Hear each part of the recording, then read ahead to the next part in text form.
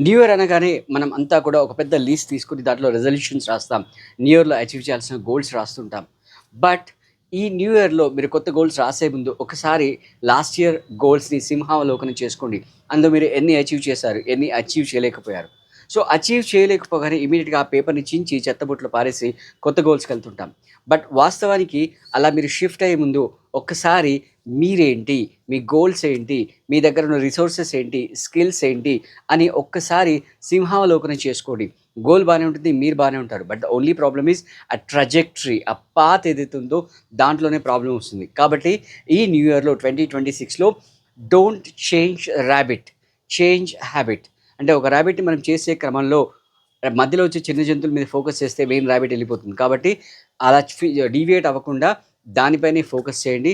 అలాగే దాంట్లో మీ హ్యాబిట్స్ ఏంటి? ఏవి డిస్టర్బ్ చేస్తున్నాయి? ఏవి డీవియేట్ చేస్తున్నాయి? అని ఆలోచించి ఆ హ్యాబిట్స్‌ని చేంజ్ చేసుకుంటే ఖచ్చితంగా మీరు ఏదైతే గోల్ ఉందో దాన్ని అచీవ్ చేస్తారు. కాబట్టి 2026లో don't go for any new goals. Right? Go back to your old goals which you haven't achieved. దాన్నే ఇంట్రోస్పెక్ట్ చేసుకొని మళ్ళీ రీడిజైన్ చేసుకోండి. ఖచ్చితంగా మీరు వాటిని అచీవ్ చేస్తారు. Once again wish you happy advance new year. You should get more and more health and wealth in this 2026.